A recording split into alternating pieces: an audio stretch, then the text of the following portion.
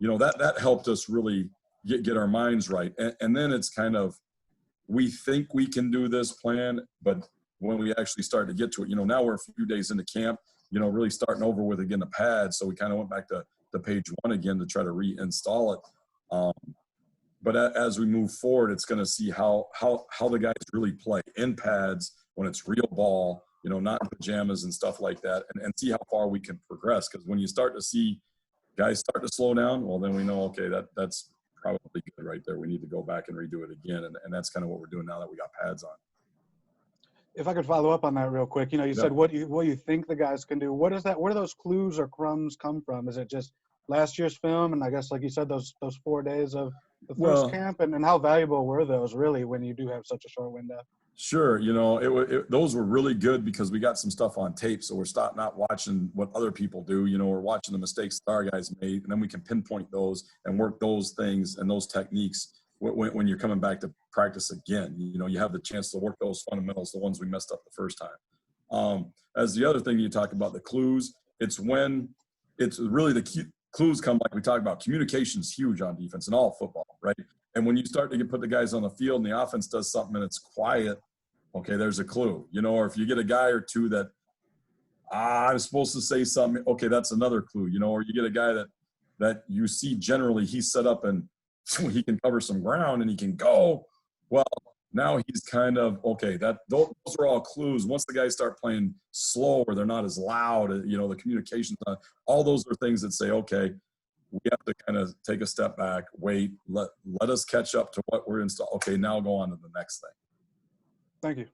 Sure. Next question is from Matt Charbonneau, the Detroit News. Hey, Scotty, thanks for doing this. Sure. My question is kind of more like, when you're looking at Michigan State from afar, you have been part of the program. If you have a kind of an idea of what their defense is like, maybe you have some ideas of what some guys can bring. And then once you've been able to get out there a little bit, start getting on the field and practicing, has there been anything that stood out to you, whether it's something general, individual guys that have stood out where you're like, wow, I didn't realize we had this with this guy or a guy, and this is a lot better than I thought. Anything like that early on? Sure. I mean, I think when you go to someplace new, there's always there's anxiety for us, first of all, as coaches, just to see how the guys are going to be. And one great thing about coming here is, we always, as an outsider, we watch ball too. We kind of know what everybody does. And Michigan State's always been great on defense, and for me, that's one of the things that drew me even to come up here and talk to these guys, is to kind of see why. Hey, what makes it so special?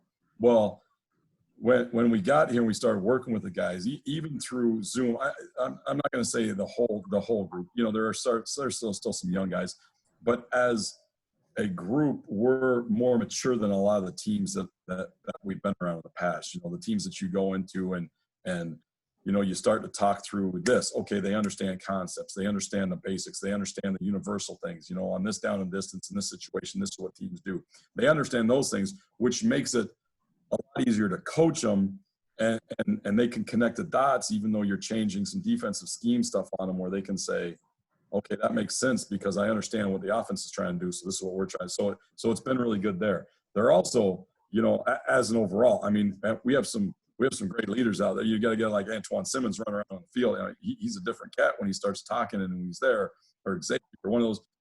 Those guys bring great leadership, and they can bring the quality of your practice up. And the third thing I'll say about these guys, they work hard, man. They've been trained for a long time. They just do. There's times we try to fluster them. There's times we try to, work them even harder than it's going to be in a game. And they keep grinding through it. And it's a wonderful thing to have, because that doesn't happen everywhere. Next question is from Jason Lewis with ABC 12 in Flint. Hey, Scotty, thanks for joining us today. Obviously, you would have wanted to get out there and get things going like normal, have spring ball, have the full thing. But with everything that has gone on, how beneficial has it to get the extra time before the season? Obviously, then not in pads, but whether it's putting an install, getting to know the guys because this is a new coaching staff. Sure, that's been really good for us. Getting to know the guys. I mean, about the connections is a lot of what it is. Because the guys got to trust you and what they say. The extra little bit of time during fall camp has been really beneficial, and our strength coaches have done a good job, because really when they first showed up, we were very concerned with just the lack of the lack of time to get these guys in shape. You know, that was the biggest thing. I mean, we started going out on the practice field and we were cutting reps and making some things walk through and we couldn't even have a normal practice at that point, you know? And when they shut it down for a little while, you know, since we were all on campus and we could work together finally, you know, our strength guys did a great job at least starting to turn that corner. You know, your football shape's a hard thing to do anyway, you know, and we saw it for the first time yesterday, really, when you're actually hitting and it's pads, and it's different than running around without pads on. But the guys were gassed yesterday. But if we would have tried that, you know, a few months ago when we were supposed to start, you know, it would have been a really hard thing to do. You know, it would have been like a couple reps. Okay, let's take a break. Couple reps, and at least we got through a whole 2-hour practice yesterday. It was fun. One more follow-up real fast. One of the younger guys that you have redshirted last year, Michael Fletcher, what have you seen from him and what has impressed you about what he brings to the field? You know what? He's a really smart young man. I can tell you that. You know, he does work hard. He's a guy that runs the ball and he strives to win and learn and do all those things. You know, his length is wonderful as a coach. You know, you love those guys that are long like that and they can lean and do all those things. You know, as for, you know, when he was going through the stuff in the pajamas, you know, it's you know, everybody can kind of look good there. You know, I know his pad level's a little high and we got to keep working on that. You know, as we get into these padded days, I mean, that'll tell the time and see how good he can get off the ball, what we can use him in, see what his length does, all those things. Because it's kind of hard, you know, especially up front. You know, you can see some guys run around in the back end, but it's hard to totally evaluate that guy. But we're excited about it. Thank you so much. Sure. Next question is from Audrey Dahlgren with WLNS. Thanks for doing this. I just got a pajama reference that you keep using. I just want to know, first of all, where did you come up with that, and why do you reference pajamas, you know, as the shells and part before you put the pads on? I don't know. That's one of those things that, you know, one of the coaches I used to work with used to say, and you pick up on it. I don't. It's one of those things that, you know, you call it for a while. It's, you know, it's not real ball. It's like, you know, it's like fake, you know. Right. So now that you've been able to actually, you know, put the pads on and take the pajamas off, what was the initial day? You mentioned that you were impressed that they were able to get through the 2-hour practice where maybe they wouldn't have been able to. But what else impressed you initially, I guess, now that you actually put the pads on? You know, it was good to see just it really it starts up front. You know, you see the D tackles, you know, you got guys in there, you know, young guys too, like Jalen Hunt and Deshaun, guys scrapping around that haven't got a lot of playing time before, you know, and we're a physical offense, you know, and those guys are pounding against them and they're, you know, holding line of scrimmage and fighting and trying to use their technique. And that's one of those maturity things that we talk about. Generally, the first day you put on the pads, everything that you've learned up to this point just gets thrown out the window. Seriously, I mean, guys go back to whatever they could do. And those guys up front held the line of scrimmage for the most part. I mean, you know, you could tell at the end of the practice, so there started to be some oozing, you know, where you'd start to lose that just because we were getting tired. But they did a good job competing up front, you know, and then to see the backers actually have a chance to see a guy like Chase Klein or Simmons or Noah Harvey or some come back and actually hit a guy in front of him and stop him. You know, those are things that you like to see because you don't know. You know, you're playing tag. It's like flag football. And to see guys be able to front guys up and put faces on them and stop contact, it starts to give you a feel of your personality. Hey, why has Michigan State always been good against run? Well, because we got good, big, tough guys that can fall back, you know, make tackles, do things, you know, they stop people. And that was wonderful to see. Mm-hmm. And then if I just follow up real quick. So did it seem like it wasn't as chaotic, I guess, maybe in a sense? Did you feel like there was some organization there too as well? Sure. You know, I mean, the guys that had a chance to go through it and learn it a little bit, which is what you hope. And if we would have done this the first time, first day in pads, new scheme, don't really know that would have caused issues. But now that we've had a little bit of time to practice, you know, start, stop, then start again, and then go into pad, it helped the guys, at least for the first day, be a little bit cleaner than a lot of places. Thank you. Sure. Next question is from Joe Dandrin with the State News. Hey, how's it going, Coach? Appreciate Good. you doing this. Of course. So, I mean, what have you seen? I mean, the front seven last year, I mean, you lose Raekwon Williams, Kenny Willekes, Mike Panasou. What have you seen from some of the guys like Naquan Jones, you know, some of the other guys who might step up this year? Naquan Jones, Drew Beasley, Noah Harvey is a guy who's replacing Joe Bacci, too, that Mike spot. So what have you seen from some of those guys early on? I know it hasn't really been that long, but just thus far. You know, you see guys like Naquan Jones or Jacob Slade or some of those guys, you know what I mean? Yeah, they were on tape last year too. You know, they used to rotate it. The cool thing about defensive line is, sure, you lose a bunch of starters, but there's a lot of guys with a lot of game experience in there. You know what I mean? If you go back and watch, you know, Drew Beasley's played football in the Big Ten, you know, and to see him continue to go. You know, Jack Camper's another guy that, hey, he's played a little bit. He needs to keep going, but he's doing pretty good. You know, we got Kuba back, which is great, and everyone knows what he is, but the inside guy's pounding through. You know Naquan's tough. He can continue to battle inside, and he's got a little bit of juice to him. You know, Jacob Slade's a super strong guy, can hold the point. You know what I mean? It gives you the physicalness that you wanted. Is what you're looking at as the next guys behind him. You know, the guys like Maverick Hansen, you know, or Jay, because those are your first team guys who are moving up. Sure, they're always hard to replace. 3 guys that go to the NFL. That's tough duty, right? But you hope that the guys behind them got enough playing experience that they're ready to step up. It's the next group, you know, and Maverick's shown some flashes of strength and power and all those things. And you know who's on the up climb right now is Jalen Hunt. He's doing some things and showing some flashes that you say, hey, you know, this is the reason I'm sure that they recruited him before. You know, the kid could turn into a really good player. Next question is from Adam Rittenberg with ESPN. Hey, Scotty, thank you for taking the time. I just wondered how you manage your expectations and the players' expectations in this process, and obviously when you get into games after everything that you guys have been through and all the unusual parts of this lead up to the season. Sure.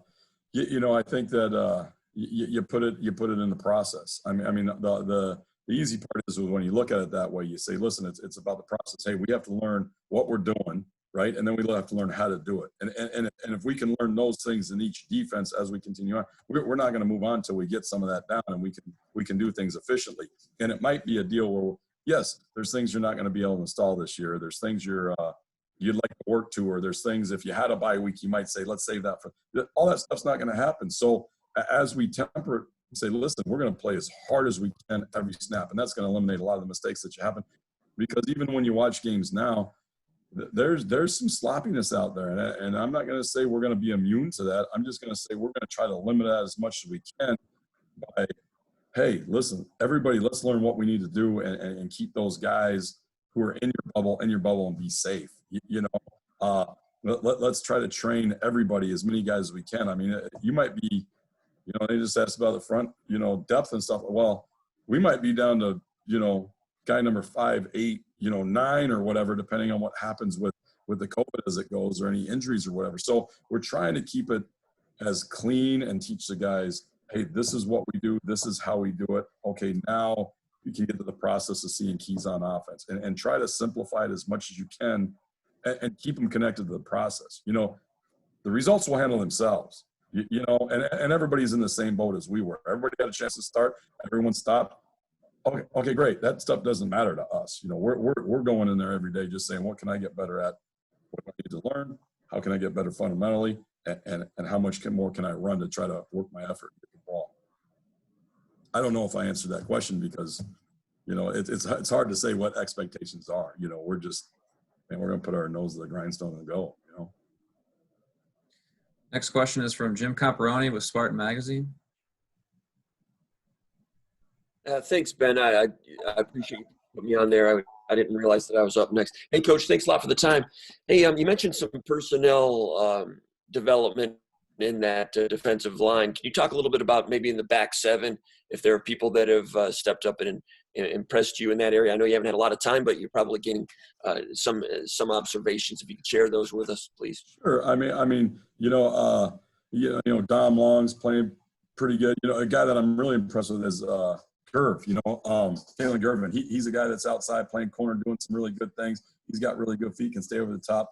Julian Barnett has come, you know, we're excited about. He makes progress every single day. You know, Davion is a guy that you can see it too, and Chris. I mean, all those corners, you know, Harlan's been doing a great job with those guys, just making them better and better and better, you know, and we still got Shaq. So there's some guys outside. I know that you know, you lose a draft pick, you lose some of those guys, but hey, there's some guys that are developing it, and we're trying to figure out what the best mix of DBs are, you know, and you'll see us sometimes too, you know, if you're at practice, guys are playing different positions just to learn different things, and we're trying to learn their skill set.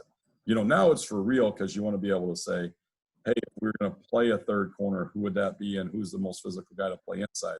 If we're going to play a guy at safety, as you go through, everybody knows about X, but like, Trey, how much can you put him in the box? He's a little bit light, he's got really good range, but he's doing a good job. Or a Michael Dow or Emmanuel, all those guys are in the mix, and we're just trying to find the right formula for them all. And they've been mixing around positions too. We're trying to find the right slot. Now that we have pads on, and you're banging around a little bit and you're getting around big guys and you're doing all that. It's good to see those guys because I think the slots become clear. You might have an idea, hey, this guy's really a corner. This guy's going to be a really good safety doing these things. This guy's, can be a box player a little bit more. How do we fit our pieces? And now that we got the pads on, it's starting to clear up a little bit. And those are guys that we think are pretty good. They've shown some athleticism and we're excited about seeing them continue to grow. Hey, also, I know coaches always have a vision of what they want their players to look like in terms of adding weight or taking weight off. How much progress do you think you've made with individuals to get there? I saw some defensive ends that dropped a few pounds. I've seen some defensive tackles that have added some. Was that part of the vision, and how close are you in those? How much progress?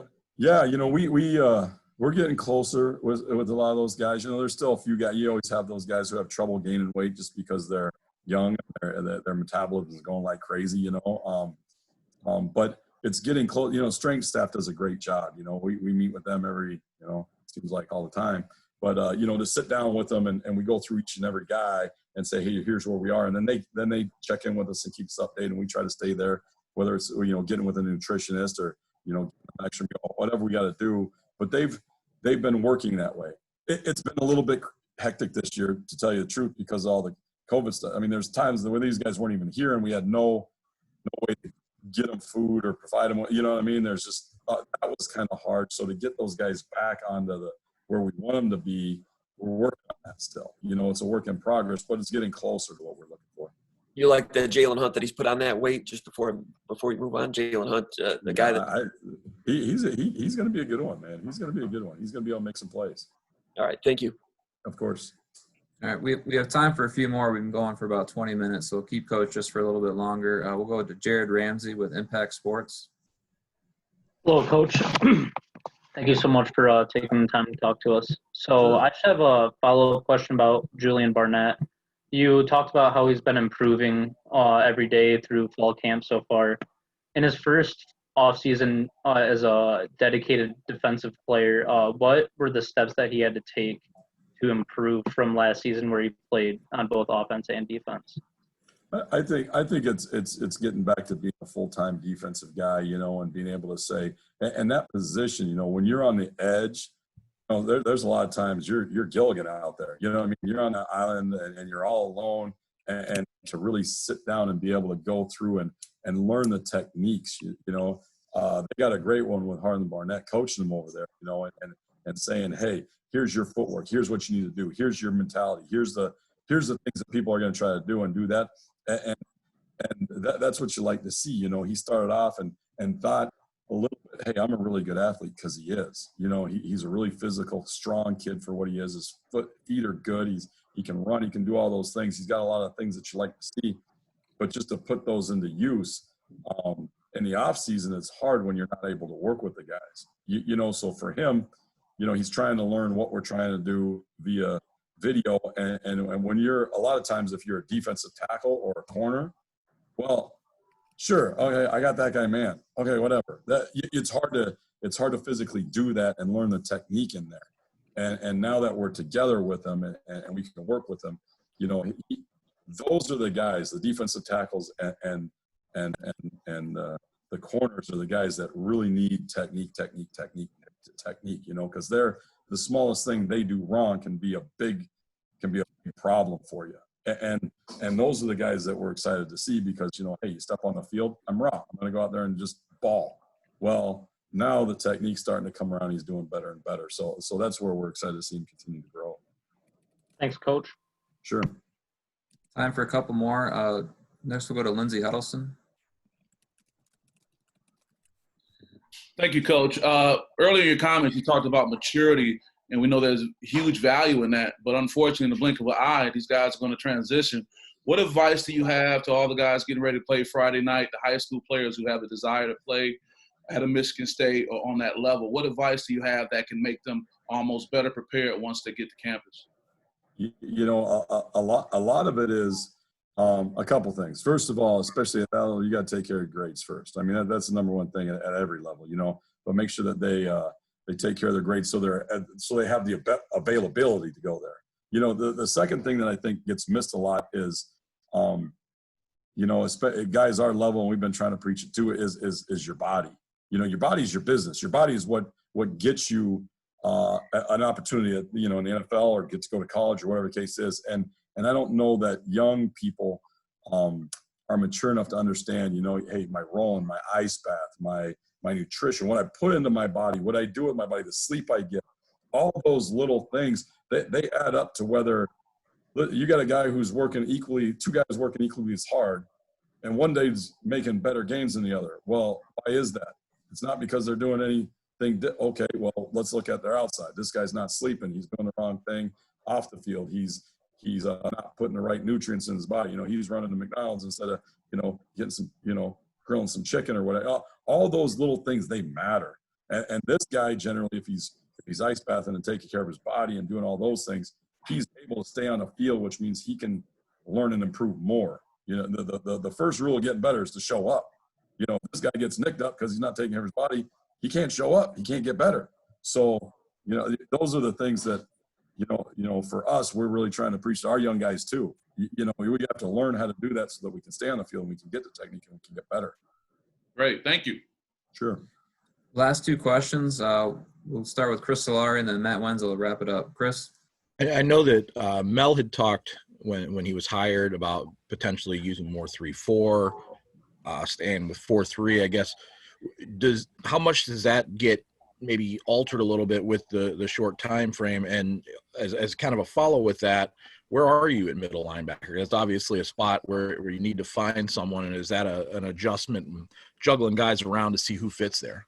Sure. There's some of that. There's no doubt. You know, I mean, Chase is running around. Noah's doing some pretty good. You know, you got some guys that are there, and then the young guys just mixing them through, you know, to see if we can see how they pick it up. The 3-4-4-3 thing, you know, there's some common things in both schemes, and as long as it's a deal where, you know, you can align here and play this coverage, you know, you might be rolling your coverage or whatever, right? And then you can also take those same dudes and move them over a little bit. It just changes the gaps, makes it a little bit different front. You can run the same coverage. So a little bit of that is, you know, as we work through it, how do you work the front and the coverage together? You know, what can you do out of each? And that's not as complicated as it may seem sometimes, but it's definitely hard when you get into the finite points going down the road into these. And that's what, you know, you might be a little bit more vanilla as you move forward rather than, you know, all the different things that you see out of each package. You know, that's the hard part about the time.